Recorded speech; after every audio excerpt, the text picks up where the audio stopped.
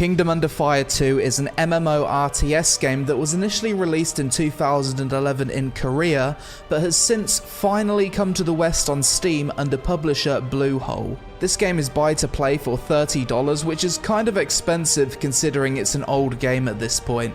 Kingdom Under Fire 2 features action combat and the ability to switch between third person and RTS mode, as well as a fully voice acted main story and the choice between 5 different classes. Wow, okay. Both EU and US servers are low population. That's surprising considering the game hasn't been out for long in the West. So you've got 5 different classes. You've got the Gunslinger, the Spell Sword. I'll freeze them all. She's distracting. The Berserker. Wow, okay. He's a big chunky boy. The Ranger. Carrying out my mission. Typical elf archetype. And the Elementalist, which seems to be this game's lolly. I'm going to be a Spell Sword because it's got high mobility, AoE, and lots of CC, so that sounds pretty good. So this is one of those games where the classes are indeed gender locked. I've got the choice between a few starting presets. I don't think I'm going to be able to make an attractive character in this game, so I'm just going to embrace it and we'll see what we can come up with. Change the face, change the hair, we can give her face tattoos. I think this is the first time I've gone for a character with blue hair for some reason. Preview her in a few different outfits. She is certainly a strong, independent woman. Now we've got a bunch of sliders to mess around with. Lowering the eyebrows really does make your character look pissed off. I don't like where this is going. Looking good, enter a name, pronoun. Start the tutorial. Yes, this intro cinematic's fucking laggy. Looks like there's a giant battle going on. And we're in the game. WASD to move around. Oh, my right click does an ability. Left click does an ability. Spacebar is some kind of dodge. Oh, the game has a combo system. If I press my spacebar and then left click, it does an ability. Let's go, boys. Let's just go right in the middle of them, shall we? Oh, this is fun. Okay, feels like I'm playing an ARPG in third person. Press F to look at the dragon. Oh my god! Look at these giant monsters in the distance. Camera's a little bit awkward though. Oh god. It's not looking too hot for us. Now, this is what I call an epic start to the game, throwing us in a fucking castle siege. That's pretty cool. Look at all of those enemies. Bloody hell. Feels like something from Attack on Titan. Oh my god, looking over here, there's so many units everywhere. Okay. You're right, mate. Shift, block enemy attacks. Let's attack him, shall we? This monster has really fucking low IQ. And he's dead. And he's dead. Yeah, there it is. Sit. Oh shit, the gate's been breached. We are screwed. Oh my god, there's so many things to fight at once. I've got some runes I can do. Big damage. Can I run out here? No. I'm invisible barriered. So this game was released in 2011. Isn't it crazy that the graphics of this game look like the kind of thing you'd expect to see from a mobile MMO nowadays? Fucking hell, what is that? What swamp has that crawled out of? It would appear as though you cannot jump in this game.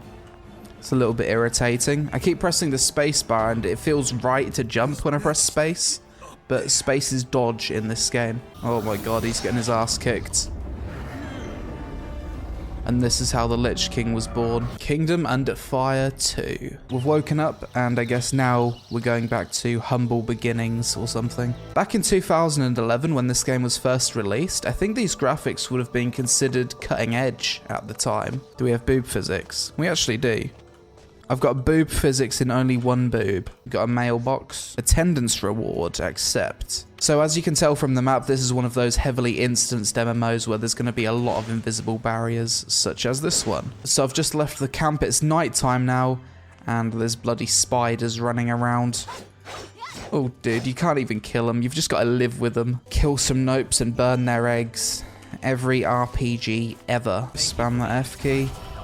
That's a level up. And we've got a new ability. I've got a number 3 key now. Ooh, I like that one. That just fucking obliterated the nope. The combat feels fucking awesome for a 2011 game. Oh my god. Really responsive and well animated. Got ourselves a new piece of armor. Does it visually change how my character looks?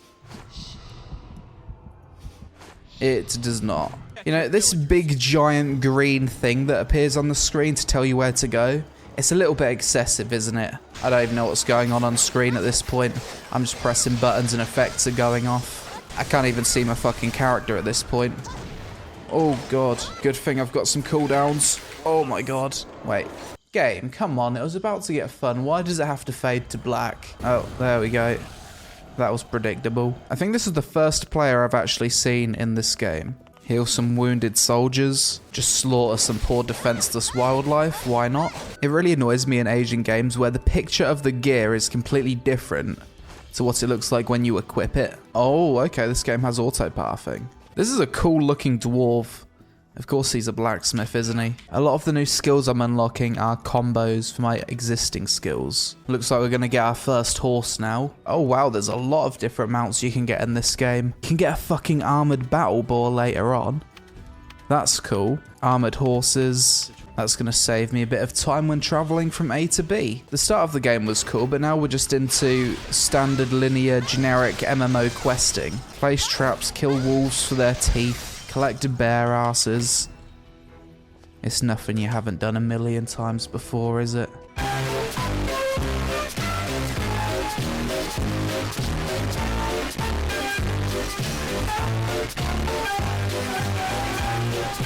Start battle. So now we're going to learn something called strategy mode. WASD to move the camera. Okay, so the game essentially becomes an RTS. Oh my god, this is weird. Strategy mode, your hero enters basic attack mode. Okay, that's nice, so I don't have to worry too much about controlling my character. I can just RTS it. Oh my god, that's a lot of mobs. Big damage. The sheer number of enemies on screen definitely makes this a lot more fun than it would be otherwise. And the game's running pretty damn well considering. Attack 'em, boys. Now that looks like a real army. There's so many. There's a bloody dragon! These main quests, where it's just massive battles and a proper storyline, they're pretty decent. That's gotta be the thumbnail right there. Blinded by the light right now. What is that? Giant scorpion monsters. Z is the offensive strategy command. To be honest, I'd probably just leave it on attack mode. Look at all of these! Oh my god! I don't think massive battles are ever not fun. If an MMO makes me feel as though I'm part of a massive siege battle, then I'm happy. I'm almost bloody dead. Bring in the artillery. The game does a pretty good job of telling the story through the cutscenes. I'm not really feeling the need to skip any of these because the story's quite interesting, they're fully voice acted, and the camera work is pretty good. Kind of feels like I'm playing a single player game so far. So at the end of missions, you're given a rank that's level 5. So we get these papers and we can basically recruit troops to join us. Currently it seems as though I can only bring 1 infantry troop with me. At level 8 I can bring 2, level 3 I can bring 21, and from level 23 onwards I can bring up to 8 different units. I guess these simple mindless quests between the main missions are designed to kind of break up the game a little bit and make it so you look forwards to the main story missions rather than them getting a bit too repetitive. I guess mixing the boring content with the fun content makes the fun content feel more fun than it would if it was just fun content, if that makes sense. That's level 6. This green thing over the bag looks like a logo from The Sims. So my new ability is a combo that goes with my number 1. So it does this. It puts a path of ice spikes beneath the creature. Trainee rapier. Very nice. All troops, let's move out. Via arrow, go. This one. Big damage. These kobolds are weak as piss. Oh. Jumper. Slicer. Deader. I'm stuck. This thing's fucking cornered me, dude. Oh my god, this is not good.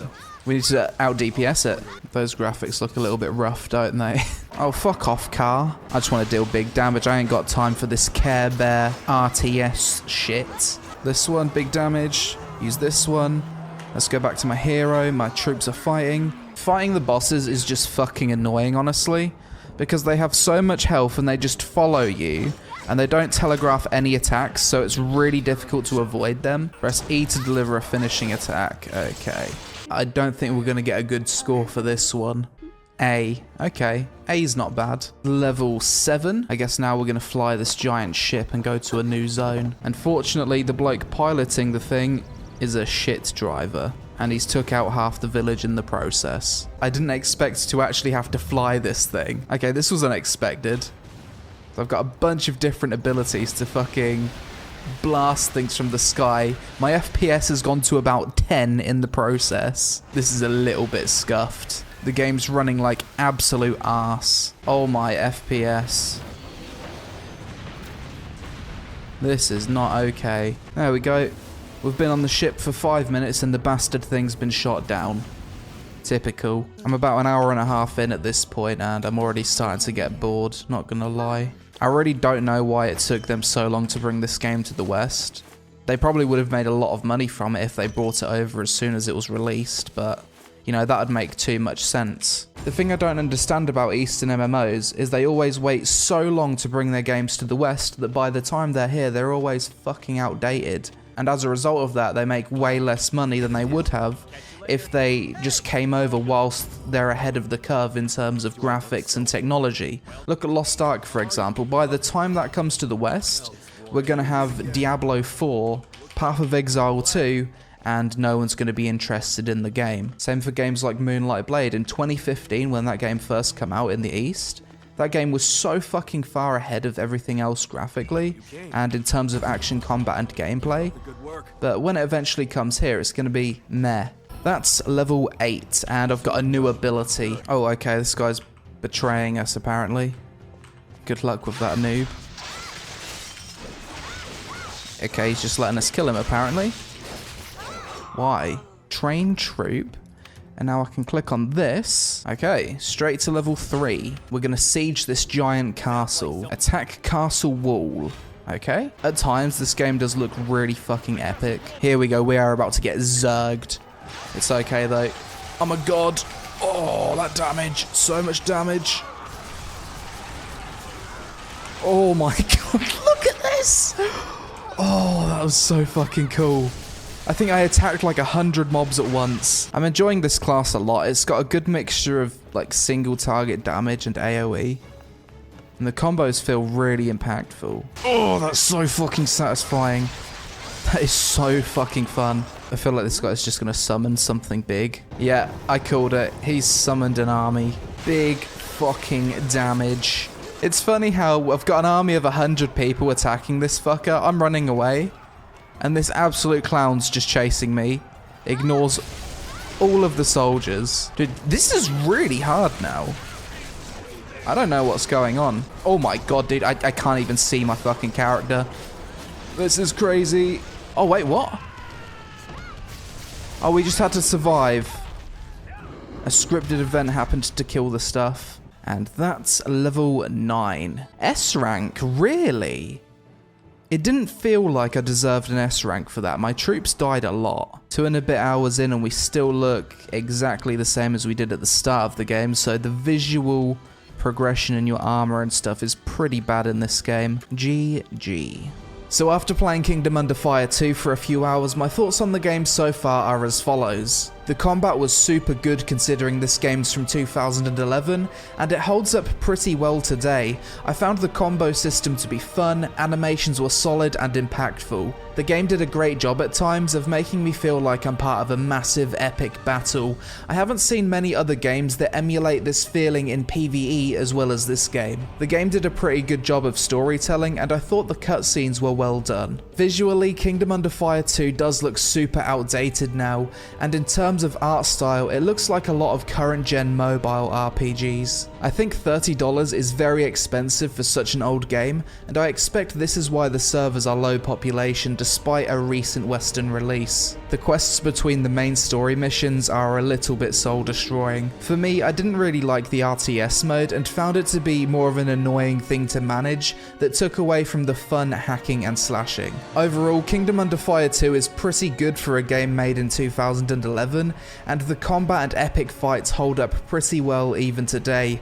However, $30 is a bit of a hefty price tag, and the game does feel really outdated. I wish this game released at the same time in the West as it did in the East, because I think it'd have been much more successful. But that's it for this video, guys. As always, do let me know your thoughts on Kingdom Under Fire 2 in the comments below.